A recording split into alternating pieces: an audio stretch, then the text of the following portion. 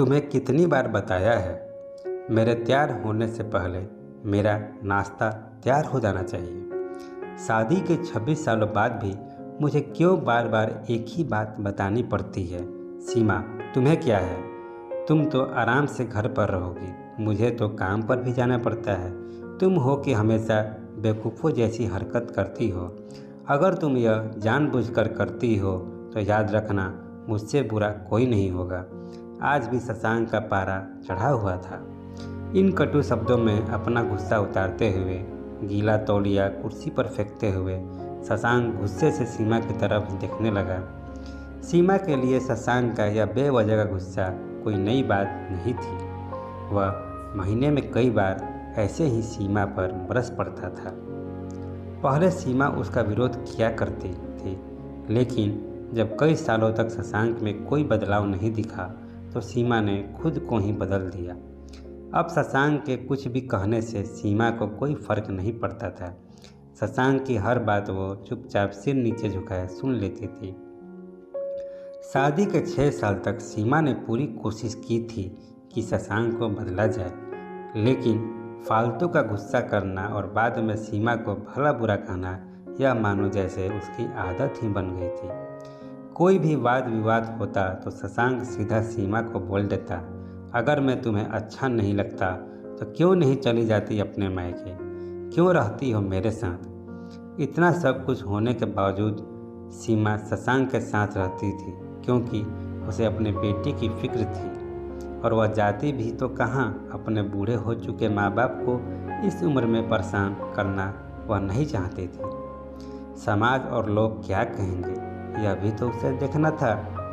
वह इतनी पढ़ी लिखी भी तो नहीं थी कि खुद जाकर कोई नौकरी कर सके और अपना और अपनी बेटी का पालन पोषण कर सके।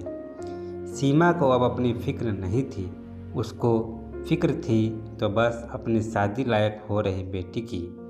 सीमा नहीं चाहती थी कि पति पत्नी के झगड़े की वजह से कविता डिस्टर्ब हो। कविता की पढ़ाई पूरी हो चुकी थी, उसके लिए अब शादी के रिश्ते आने लगे थे। कई रिश्तों को कविता ठुकरा चुकी थी। 2-3 महीने बाद एक अच्छा रिश्ता आया। रिश्तेदारों और पहचान के लोगों ने भी लड़के के बहुत गुणगान किए थे। शशांक एक शाम अपनी बेटी के पास बैठकर उसे बताने लगा, कविता बहुत अच्छा लड़का है, वो पढ़ा लिखा है, बड़ा घर है, बहुत अच्छी नौकरी है। ऐसे रिश्ते बार बार नहीं आते बेटा, इस बार मना मत करना।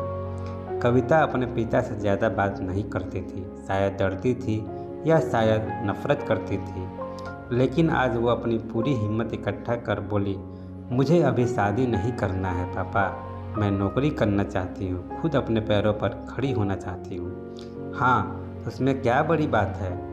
मैंने लड़के से बात की है, वह तुम्हें किसी बात के लिए नहीं रोकेगा।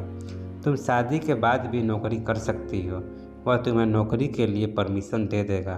शशांक बोला, मेरा नौकरी करना या ना करना उसकी परमिशन पर क्यों डिपेंड रहेगा पापा? कविता ने पूछा।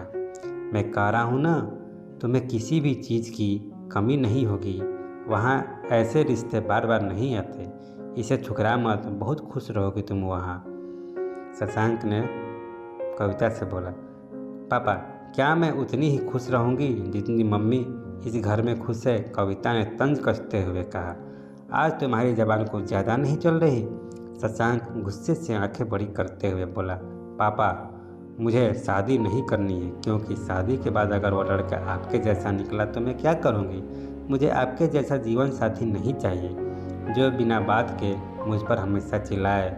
मुझे कुछ भी अपनी पसंद का लेना हो तो कई बार सोचना पड़े, कहीं वह नाराज़ ना हो जाए। मेरी तबीयत कैसी भी हो उसे परवाह ना हो। रोटी थोड़ी सी मोटी बन जाए तो पूरा घर सर पर उठा ले, उसकी चेक बुक ना मिले तो भी मेरा ही दोष निकाले, और हर छोटी मोटी बात पर मुझे मायके जाने के लिए कहे। कविता ने अपना दिल खाली करते हुए पापा से सब कह दिया। शशांक का गुस्सा 7वें आसमान पर था, लेकिन उसके मुंह से एक भी शब्द नहीं फूट रहा था। वो बस कविता की बातें सुन रहा था। कविता उतना ही बोलकर चुप नहीं हुई। आज पहली बार वह अपने पापा के सामने इतना कुछ बोल रही थी। पापा, आपने माँ के साथ हमेशा गलत व्यवहार किया है। आप अपने ऑफिस का गुस्सा बिना सोचे समझे माँ पर उतार देते हैं। कभी इस बात की परवाह भी नहीं करते कि उन्हें कैसा लगता होगा। आपकी बातें सुन सुन माँ ने अपना स्वाभिमान खो दिया। शशांक आज पहली बार अपने किए बर्तावों को महसूस कर पा रहा था। वो इतना ही बोल पाया, जो तुम्हारा मन है वो करो, मैं तो इतना बुरा हूँ ना। कविता ने प्रशांत का हाथ पकड़ा और बोली, पापा मुझे सिर्फ एक सवाल का जवाब दे दो, क्या आप चाहेंगे कि मेरा पति आपके जैसा हो? अगर आपका जवाब हाँ है तो कर दीजिए मेरा रिश्ता आज ही, और ना है तो मुझे आत्मनिर्भर बनने दीजिए। शशांक कुछ भी ना बोल पाया और वहाँ से चुपचाप बाहर चला गया। आज उसे सीमा के सामने जाने में शर्म आ रही थी। चलते चलते उसकी आंखों से आंसू बह रहे थे। शशांक ने आज से अपने आप को बदलने का निश्चय किया। अगले दिन से सीमा ने अपने पति में काफ़ी बदलाव देखा। वह सोचने लगी कि जो हिम्मत कविता ने दिखाई है, वह हिम्मत अगर मैं पहले ही दिखा देती तो शायद आज परिस्थिति कुछ और होती।